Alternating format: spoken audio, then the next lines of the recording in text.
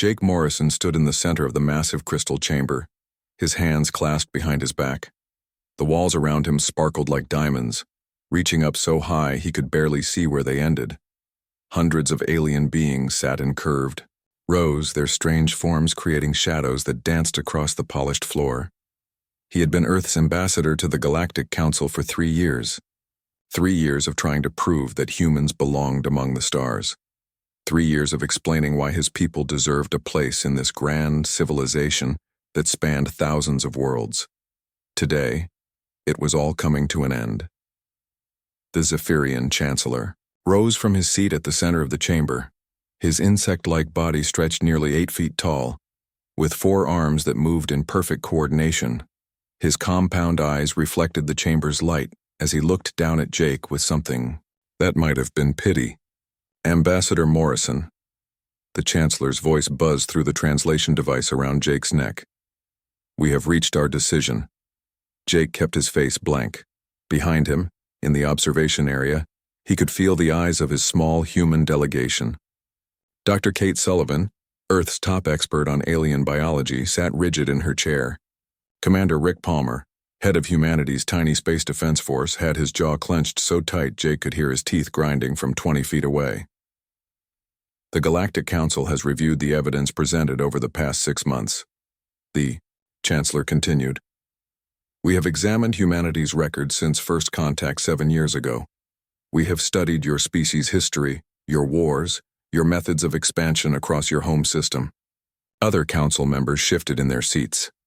The blue-skinned Altarians whispered among themselves. The floating energy beings called the Vortans pulsed with different colors. The tall, graceful Etherians remained perfectly still, their golden faces showing no emotion. "Humanity," the Chancellor announced, "is not compatible with galactic civilization." The words hit Jake like a physical blow, but he didn't move. He had expected this. For months, he had watched the other species pull away from Earth. Trade agreements were quietly canceled. Scientific exchange programs ended without explanation. Human ships were turned away from ports across the galaxy. "Your species shows patterns that concern this council," the Chancellor went on. "In your short history, you have engaged in constant warfare. Your expansion into your own solar system has been aggressive and militaristic. You refuse to follow established protocols for peaceful development." Jake thought about the human colonies on Mars and Europa, the mining stations in the asteroid belt, the research outposts beyond Pluto. Everything humanity had built in space had been peaceful. Yes, they had military ships, but only for defense. Yes, they had weapons, but they had never fired them at anyone except pirates and criminals. "Most troubling," the Chancellor said, his voice growing louder, "is your species' refusal to accept guidance from your betters. When we offer advice on proper civilization standards, you ignore us. When we suggest changes to your government systems, you decline. You act as if you believe yourselves equal to species that have traveled the stars for thousands of years." Dr. Sullivan shifted in her seat. Jake knew she was thinking about all the times the Council had suggested humans abandon their democratic governments in favor of systems more like theirs. How they had been told their scientific methods were crude and inefficient. How every human achievement had been dismissed as luck or accident. Therefore, the Chancellor raised all 4 arms. "The Galactic Council votes to expel humanity from our society. You have 30 standard cycles to remove all human personnel from galactic territories. All trade agreements are canceled. All technology exchanges are ended. Earth is banned from accessing galactic hyperspace routes and communication networks." The chamber erupted in a buzz of alien voices. Some species seemed pleased with the decision. Others appeared uncomfortable. The Dramore delegation, a warrior race that had always looked down on humans, clicked their mandibles in what Jake knew was their version of laughter. "Do you have anything to say, Ambassador Morrison?" the Chancellor asked. Jake took a slow breath. He thought about Earth, his blue and green world spinning in space 300 light-years away. He thought about the 5 billion humans who had looked to the stars with hope, dreaming of joining something greater than themselves. He thought about the children who studied alien languages, the scientists who had given up everything to learn, from galactic knowledge The explorers who had volunteered for dangerous missions just to prove humanity's worth. Yes, Jake said, his voice carrying clearly through the vast chamber. I have something to say. The council fell silent. Even the Dramore stopped their clicking. We came to you 7 years ago with open hands and open hearts, Jake said. We offered friendship, partnership, and cooperation. We shared our art, our music, our literature. We opened our world to your inspectors and your students. We learned your languages and studied your cultures. He turned slowly, looking at each section of the council. You have judged us by our past, instead of our potential. You have feared our differences instead of celebrating them. You have demanded we become copies of yourselves instead of letting us contribute our own gifts to galactic civilization. The Chancellor's compound eyes glittered. Your gifts, as you call them, are violence and chaos. Our gifts, Jake replied, are curiosity, determination, and the refusal to accept that things cannot be better than they are. You call this violence and chaos because it threatens your comfortable stagnation. A ripple of angry sounds came from several delegations, but Jake continued. You have made your choice and we accept it. But I want you to remember this moment. You have not cast out a primitive species that will crawl back to its world in shame. You have freed a people who will now build their own path among the stars. Jake straightened his shoulders and looked directly at the Chancellor. We came seeking partnership. You have given us something far more valuable. You have given us our independence. With that, he turned and walked toward the exit. His delegation rose and followed him, their footsteps echoing in the suddenly quiet chamber. Behind them, hundreds of alien beings sat in stunned silence, unsure if they had just witnessed a surrender or a declaration of war. As the humans reached the chamber doors, Jake paused and looked back one final time. Thank you, he said simply, for showing us who our real friends are. The doors closed behind them with a soft whisper, leaving the Galactic Council to contemplate what they had done. None of them could imagine that they had just made the greatest mistake in galactic history. 5 years had passed since the day that changed everything. Captain Danny Brooks floated in the command center of his ship, watching the stars bend and twist through the viewport. Around him, his crew worked quietly at their stations, their faces lit by the soft blue glow of human-built instruments. Jump complete, Captain, reported Lieutenant Amy Chen from the navigation station. We're now 15 light-years beyond the Kuiper Belt, further from Earth than any human has ever traveled. Danny nodded, still amazed by what they had accomplished. The ship beneath his feet, the ESV Pioneer, was built entirely by human hands and human minds. No alien technology, no galactic blueprints, just pure human determination and ingenuity. How long did that jump take? He asked. 3 hours, sir, Amy replied. The same distance would have taken a Galactic Council ship 2 days. Danny smiled. The aliens had always claimed their faster-than-light travel was the most advanced in the galaxy. They had refused to share the technology with humans, calling them too primitive to understand it.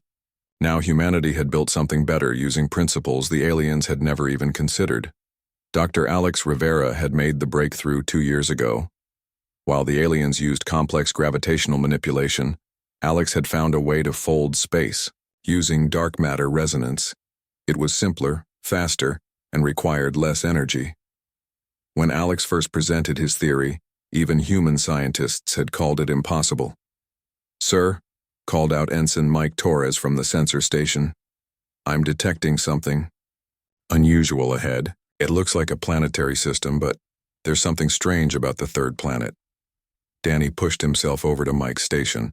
On the screen, he could see a star very much like Earth's sun, with several planets orbiting around it.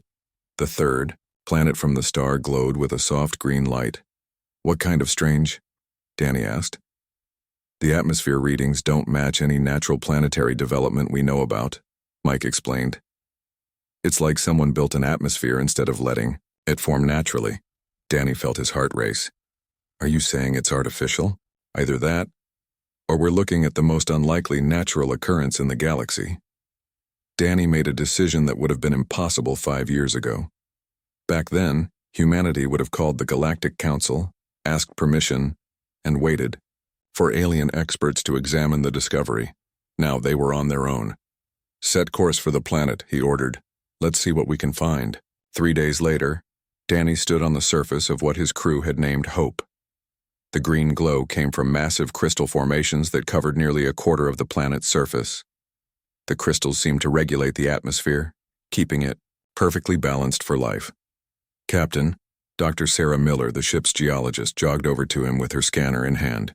You need to see this. These crystals aren't just maintaining the atmosphere. They're intelligent. What do you mean, intelligent? I mean they're responding to our presence. Watch. Sarah held her scanner near one of the smaller crystals.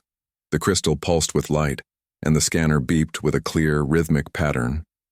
It's trying to communicate, Danny realized. Not just trying, Sarah said excitedly. It's learning. Each time I scan it, the response gets more complex.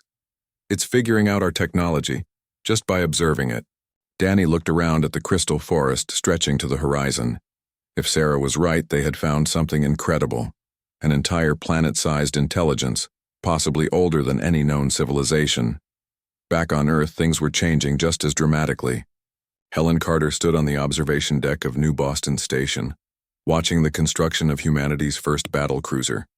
The ship was massive, nearly 2 kilometers long, with sleek lines that made it look more like a work of art than a weapon of war. How many more like this can we build? Asked General Tom Bradley, the new head of Earth Defense Command. At current production rates, we can complete 1 ship of this class every 3 months, Helen replied. But that's not the impressive part. She pointed to a section of the shipyard where smaller vessels were being assembled by robots. Those automated systems can build a destroyer-class ship in 2 weeks. The aliens take 6 months to build something similar. Tom watched the robotic arms move with perfect precision, each one working in harmony with dozens of others. How did we advance so quickly? Necessity, Helen said simply. When the council cut us off, we had no choice but to innovate. We couldn't rely on alien technology or alien expertise. We had to think differently. The truth was even more remarkable than Helen let on. In the 5 years since the exile, humanity had made breakthroughs that defied everything the galaxy thought they knew about technological development. Human artificial intelligence had surpassed alien computers. Human manufacturing could produce goods faster and cheaper than any galactic civilization. Human ships were more efficient, more powerful, and more advanced than anything in Council space. On Mars, Dr. Peter Chang worked in his laboratory deep beneath the planet's surface.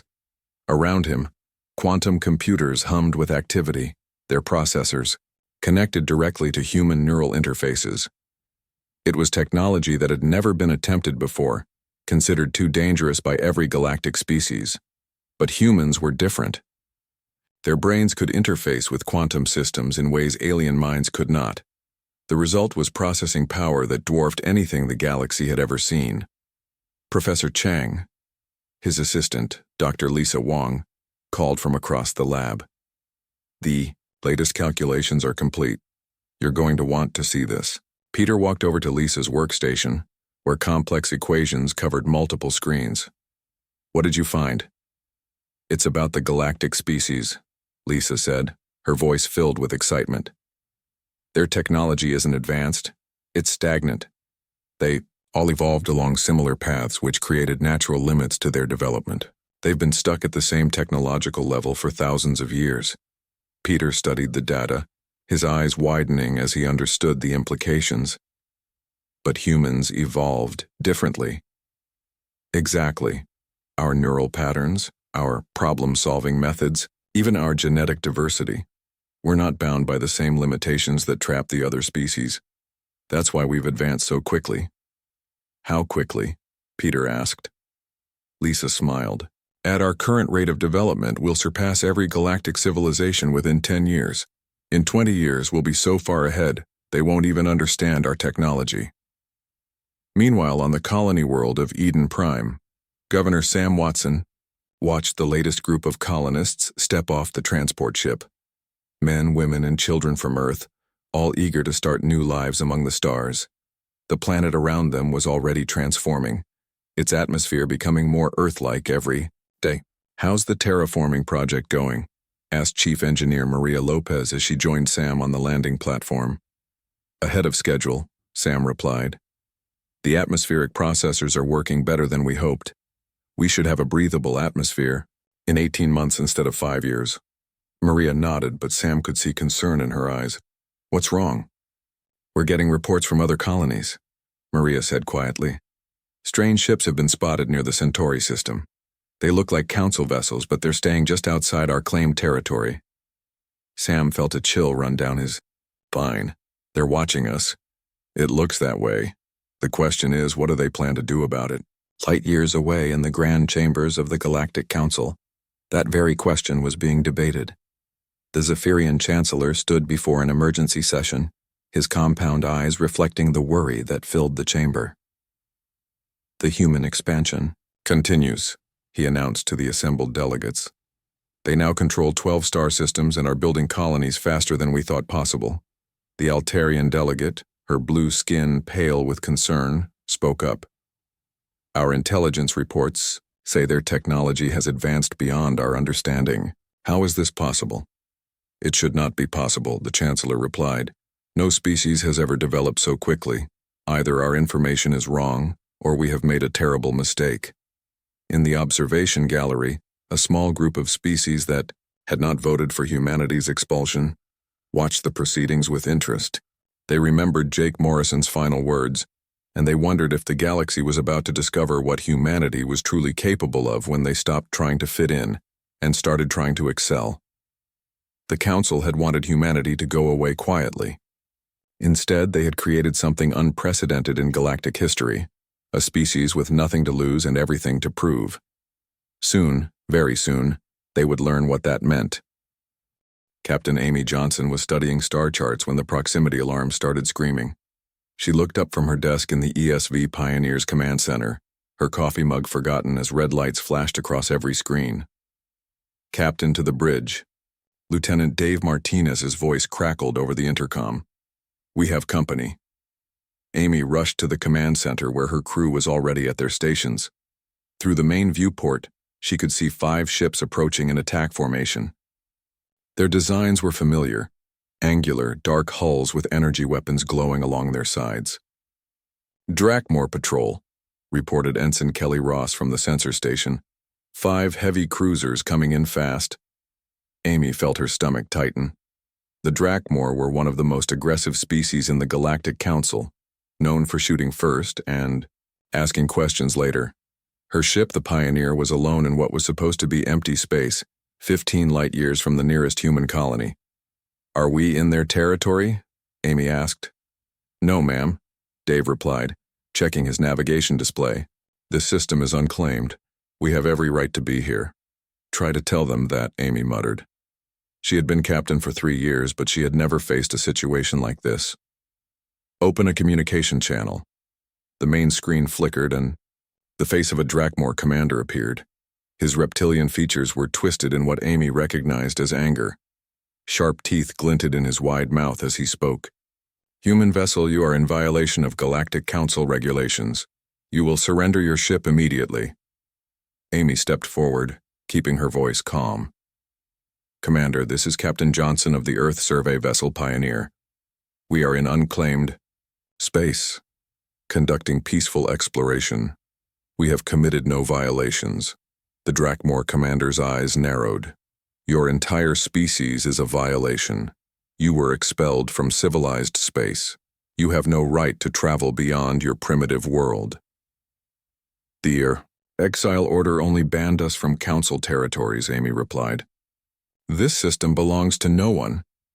"It belongs to the galaxy," the commander snarled, "and the galaxy has no place for your kind. You will surrender, or we will destroy you." Amy looked around at her crew. They were all young, all volunteers who had joined the survey mission to explore the unknown. They trusted her to keep them safe. She thought about the other human ships scattered across this part of space. All of them alone, all of them vulnerable. "Give us 10 minutes to prepare for surrender," she said finally. The Dramore commander laughed, a harsh sound that made Amy's skin crawl. You have 5 minutes. Then we board your ship and take you prisoner." The communication ended, and Amy turned to her crew. "Dave, how long until the nearest human fleet can reach us?" 6 hours at best, Captain, he replied. "Kelly, what's the status of our new defensive systems?" Kelly's fingers flew over her console. "All systems are online, ma'am. The quantum shields are at full power, and the displacement drive is ready. Amy had been skeptical when the new systems were installed on the Pioneer. The technology was so advanced that even human engineers barely understood how it worked. But if there was ever a time to test it, this was it. "All right, people," she said, settling into her captain's chair. "Let's show these lizards what humans have learned in the past 15 years. On the lead Dramore ship, Commander Krath watched the human vessel with satisfaction. It was smaller than his ships, clearly unarmed, and crewed by a species that everyone knew was primitive and weak. This would be an easy victory. "Sir," his weapons officer reported, "the human ship is powering up some kind of system. Energy readings are off the charts." Krath frowned. "What kind of energy?" "Unknown, sir. I've never seen readings like this." "It doesn't matter," Krath decided. "Fire all weapons. Destroy them before they can run." 5 Dramore ships opened fire at once. Energy beams and plasma missiles streaked through space toward the lonely human vessel. Krath expected to see the ship torn apart in seconds. Instead, the weapons simply vanished. "What happened?" Krath demanded. "I don't know, sir," his weapons officer stammered. "Our weapons just disappeared, like they never existed." On the Pioneer, Amy watched the enemy weapons dissolve into nothing as they hit her ship's quantum shields. The new technology didn't just block attacks, it erased them from reality itself. "Return fire," she ordered quietly. "Ma'am," Dave said uncertainly, "we don't have weapons." "Check again," Amy replied with a small smile. Dave looked at his console, and his eyes widened. New options had appeared on his screen, systems that definitely hadn't been there 5 minutes ago. "How is this possible?" "The displacement drive doesn't just move us through space," Amy explained. "It can move other things too, including weapons from our nearest military base." She watched as weapon systems materialized around her ship, pulled through folded space from a human defense station 3 light-years away. In seconds, the Pioneer went from a peaceful survey vessel to one of the most heavily armed ships in the galaxy. "Target their engines only," Amy ordered. "We're not murderers." The human weapons fired once. 5 precisely aimed beams struck the Dramore ships, disabling their engines without harming their crews. The enemy vessels drifted helplessly in space, their weapons offline, their shields down. Amy opened a communication channel to all 5 ships. "This is Captain Johnson. Your crews are unharmed, but your ships are disabled. We are transmitting the location of the nearest council station to your emergency beacons. Rescue vessels should reach you within 2 days." She paused, looking directly at Commander Krath's shocked face on her screen. "Tell your superiors that humanity is no longer the species they remember. We've grown up. The next time you attack human ships, you might not find us so merciful." The communication ended and Amy turned to her crew. "Dave, send a message to Earth Defense Command. Tell them the Dramore have made contact and it wasn't friendly." "Yes, ma'am," Dave replied, his fingers already working on his console. "Kelly, how long before those weapon systems disappear?" "The displacement field will collapse in 30 minutes, Kelly reported. "Then we'll be back to being a survey ship." "That's fine," Amy said. "I think we've made our point." 3 days later, the news reached the Galactic Council. A single human ship had defeated 5 Dramore cruisers without taking a single casualty. The Dramore commander's report was almost incoherent, describing weapons that appeared from nowhere, and defensive systems that made attacks simply cease to exist. In the council chambers, emergency sessions were called. Species that had dismissed humanity as primitive now faced evidence that human technology had advanced beyond their understanding. The Zephyrian chancellor read report after report, each one more disturbing than the last. Human ships had been spotted in dozens of systems. Human colonies were expanding at an impossible rate. Human technology was apparently generations ahead of anything the galaxy had seen before. "How is this possible?" the Altarian delegate asked. for the 10th time, that day. It shouldn't be, the Chancellor replied, his compound eyes reflecting his growing fear. No species has ever advanced this quickly. It defies everything we know about technological development. In the observation gallery, Jake Morrison watched the proceedings with quiet satisfaction. He had returned to the Council not as a supplicant, but as a witness. Earth had sent him to observe the emergency sessions to see how the galaxy was reacting to humanity's rise. He thought about Captain Johnson's report, about the Dramore attack and the human response. The galaxy was learning what he had tried to tell them 15 years ago. Humanity was not a species to be underestimated.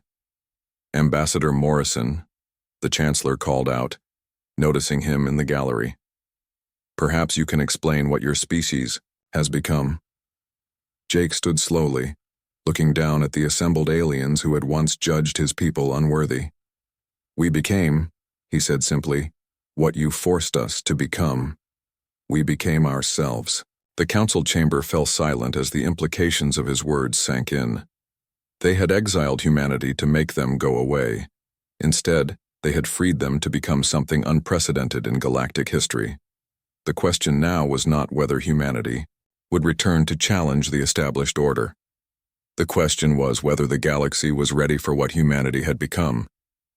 Commander Tony Martinez stood at the entrance to the Galactic Council chambers, but this time everything was different. 20 years ago, Jake Morrison had walked these same halls as a hopeful ambassador, seeking acceptance for humanity. Today, Tony walked as a representative of the most powerful civilization in the galaxy. Behind him, 2 human guards in sleek black uniforms flanked the doorway. Their presence was not needed for protection. Human technology could shield Tony from any threat the aliens might pose. The guards were there to send a message. Humanity was no longer asking for permission. The council chamber itself seemed smaller than Tony remembered from the historical recordings. The crystal walls that had once seemed so magnificent now looked outdated compared to the flowing architecture of New Geneva, humanity's new capital city orbiting Jupiter. The alien delegates who had once looked down on humans now avoided eye contact as Tony walked to the center of the chamber. The Zephyrian Chancellor, much older now, rose from his seat with obvious difficulty. His compound eyes, once bright with confidence, were dim with fear and uncertainty. Commander Martinez, the Chancellor said, his voice shaking slightly. The Council recognizes your presence. We understand you have terms to present. Tony nodded, activating a small device that projected a holographic document into the air above him. The terms appeared in over 50 different languages, ensuring every species present could understand them perfectly.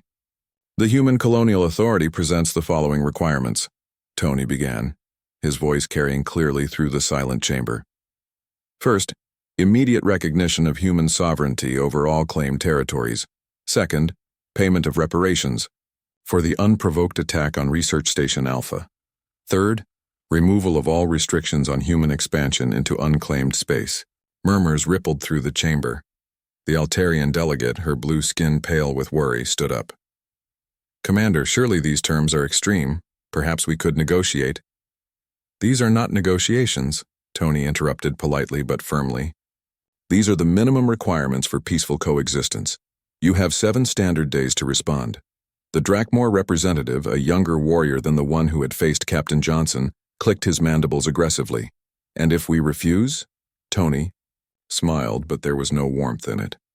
Then you will discover why the rest of the galaxy has already accepted these terms willingly. It was true.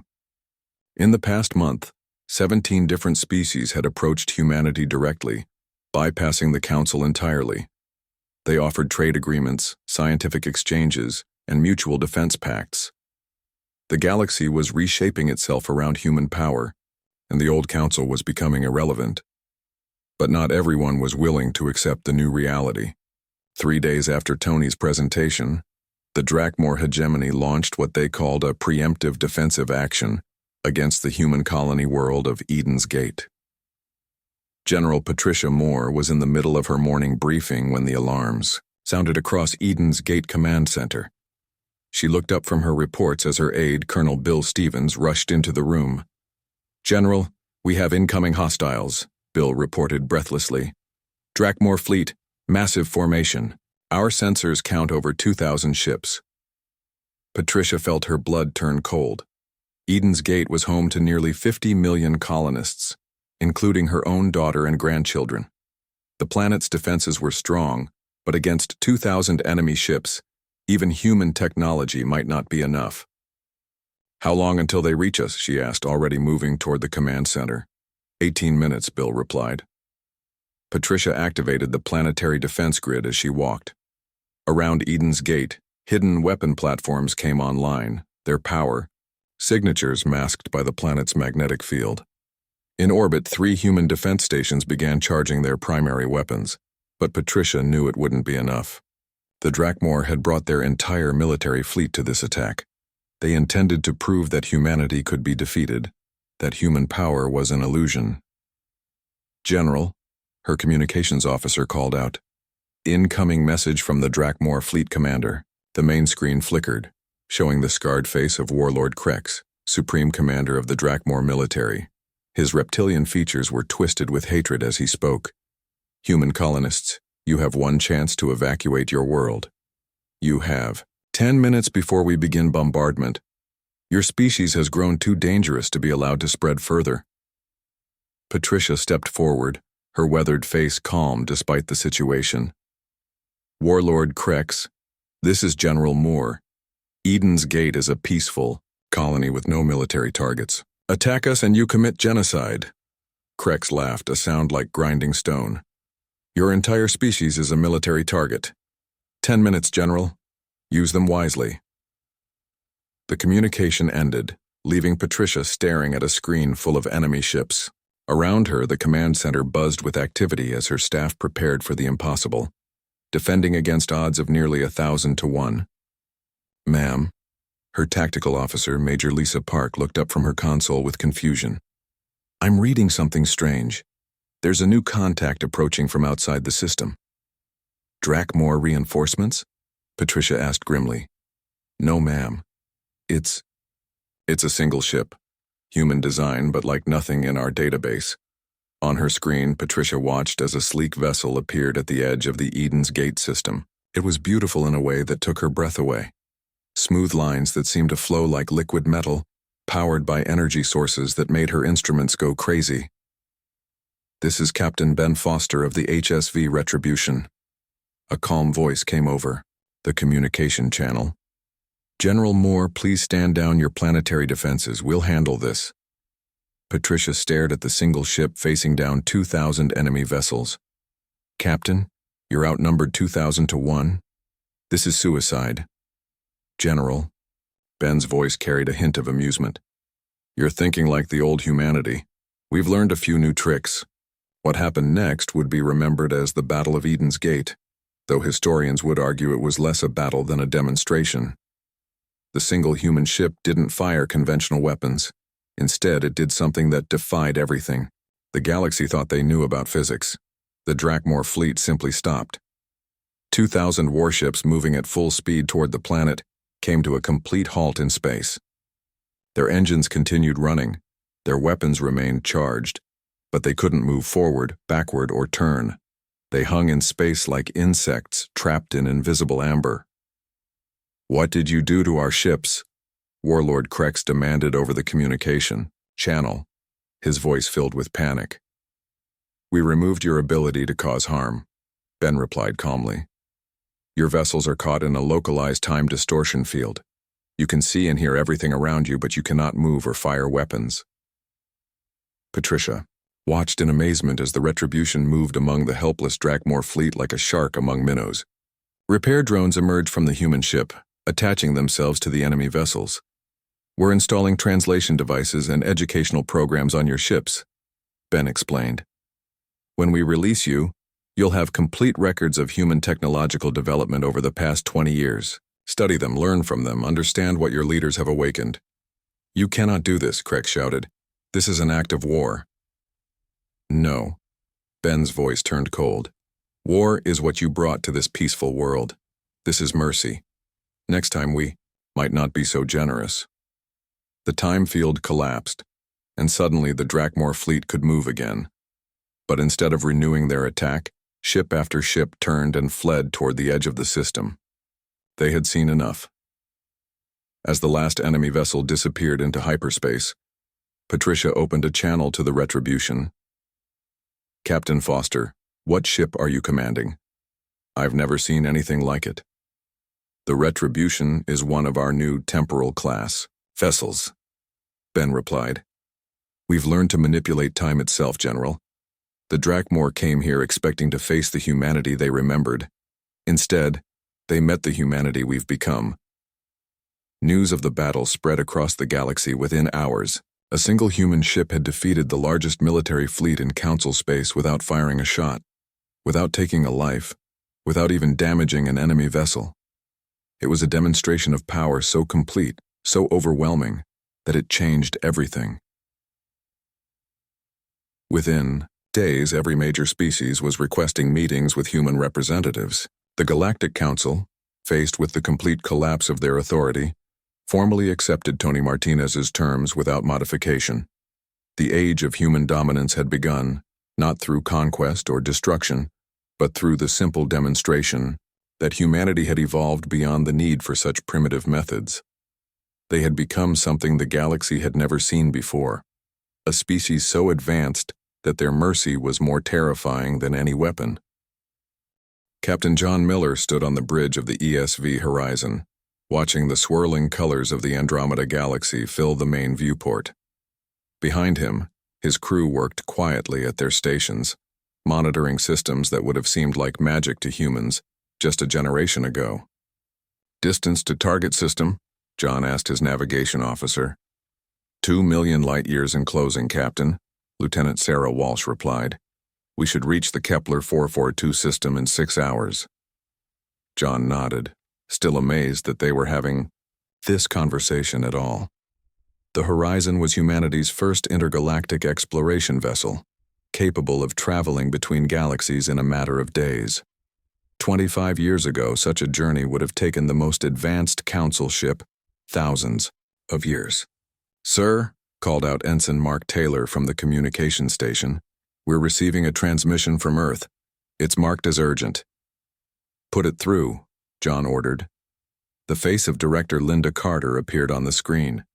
She was older now, with gray streaks in her brown hair, but her eyes still held the same determination that had driven humanity's expansion across the stars. "Captain Miller," Linda began, "I wanted to personally inform you that today marks the 25th anniversary of Liberation Day. The ceremony is beginning now, and I thought you and your crew should witness this moment in history." The screen switched to show the grand amphitheater on Luna, where representatives from 43 different species had gathered. John recognized many of the faces, former enemies who had become allies, neutral species who now sought human protection, and new civilizations that humanity had discovered and welcomed into the galactic community. At the center of the stage, an elderly man walked slowly to the podium. John's heart swelled with pride as he recognized Jake Morrison, the ambassador who had faced the Council's judgment all those years ago. Jake was 92 now, but his voice was still strong as he addressed the gathered crowd.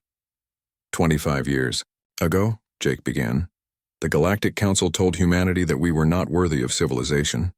They said we were too violent, too primitive, too different to belong among the stars. The camera panned across the audience, showing alien faces listening intently. The current Zephyrian Chancellor, grandson of the one who had pronounced humanity's exile, sat in the front row with tears streaming down his insect-like features. "Today," Jake continued, "we gather not to celebrate our victory over those who wronged us, but to celebrate what we built together. The exile that was meant to destroy us instead freed us to become who we truly are." John thought about the changes he had witnessed in his lifetime. The Galactic Council still existed, but as a regional government managing their small cluster of worlds. Real power now rested with the Human Colonial Authority, which administered over 400 worlds and maintained peaceful relations with dozens of species. "Captain," Lieutenant Walsh called softly, "we're detecting something unusual in the target system. It looks like artificial structures." John turned his attention back to the mission. The Horizon was investigating reports of intelligent life, In Andromeda, humanity's first contact with civilizations beyond their home galaxy. What kind of structures? He asked. Massive orbital platforms around the fourth planet, Walsh replied. The energy signatures suggest they're inhabited. John felt the familiar excitement of discovery. Any signs of hostility? No, sir. If anything, they seem to be powering down their defenses. It's like they're welcoming us. Back on Luna, the ceremony continued. President Robert Hayes, the latest in a line of leaders who had guided humanity's rise, stepped forward to address the crowd. We stand here today not as conquerors but as gardeners, President Hayes said. We have helped 37 different species achieve faster-than-light travel. We have prevented 14 wars through diplomacy and technological aid. We have turned the galaxy from a place of suspicion and isolation into a community of cooperation. In the audience, Dr. Frank Rivera, now director of the Galactic Technological Institute, smiled as he watched his students, young beings from a dozen different worlds, recording every word. The Institute, established on Mars 15 years ago, had become the galaxy's premier center of learning. Species that had once hoarded their knowledge now shared freely, accelerating technological development across all civilizations. The greatest gift we can give, President Hayes continued, is not our technology or our protection, but our example. We have shown that any species, no matter how humble its beginnings, can reach for greatness among the stars. On the horizon, John received a priority message from the alien structures they were approaching. The translation came through clearly, in perfect English. Welcome, humans of Earth. The message began. We are the Meridian Collective of Andromeda. We have been watching your galaxy for many cycles, waiting for a species worthy of contact. Your treatment of other civilizations, your advancement without conquest, your mercy and victory. These qualities mark you as the leaders we have sought. John felt a chill run down his spine. These aliens had been watching humanity's rise, judging them just as the Galactic Council had done 25 years ago. But this time the judgment was different. We offer partnership, the message continued, between equals who share the same values. Will you help us bring peace and prosperity to Andromeda, as you have done in your own galaxy?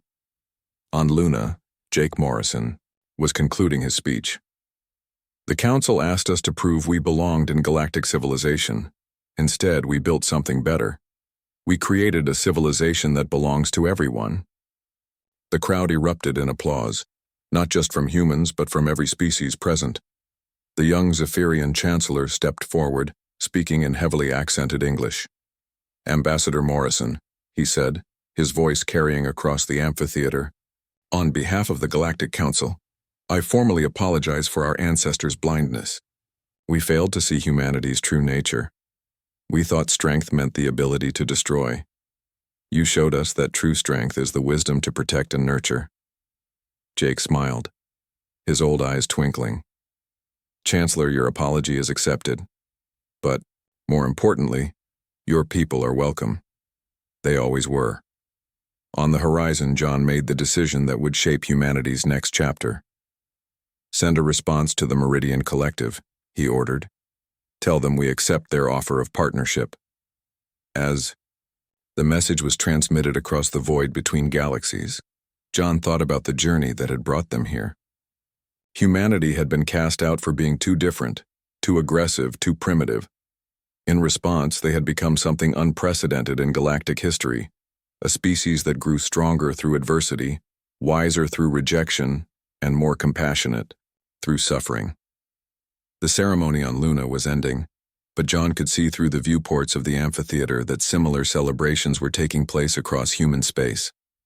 On Mars, where children of 20 different species learned together in integrated schools. On Alpha Centauri, where the galaxy's largest trade hub facilitated peaceful commerce between former enemies. On New Earth, where refugees from war-torn worlds found safety and new hope. Captain, Lieutenant Walsh announced, the Meridian platforms are powering up what looks like a welcoming beacon. They're playing music. John listened as the alien melody filled the bridge, hauntingly beautiful, filled with hope and possibility. It reminded him of the music his grandmother had played, songs from old Earth about humanity's dreams of reaching the stars. "Set course for the fourth planet," John commanded. "Let's go meet our new neighbors." As the horizon approached the alien structures, John reflected on humanity's incredible journey. They had been judged unworthy by those who claimed to represent civilization. In response, they had redefined what civilization could be. They had turned exile into expansion, rejection into resilience, and isolation into innovation. The galaxy that had once cast them out now looked to them for leadership, and now, an entire new galaxy was welcoming them as partners and equals. The species that had once been deemed too primitive for galactic society had become the bridge between two galaxies, the guardians of peace across the stars. Humanity had proven that the greatest empires are not built through conquest, but through the courage to remain true to one's values, even in the face of overwhelming opposition. They had shown that sometimes being cast out is not a punishment, it is freedom, to become something greater than anyone imagined possible.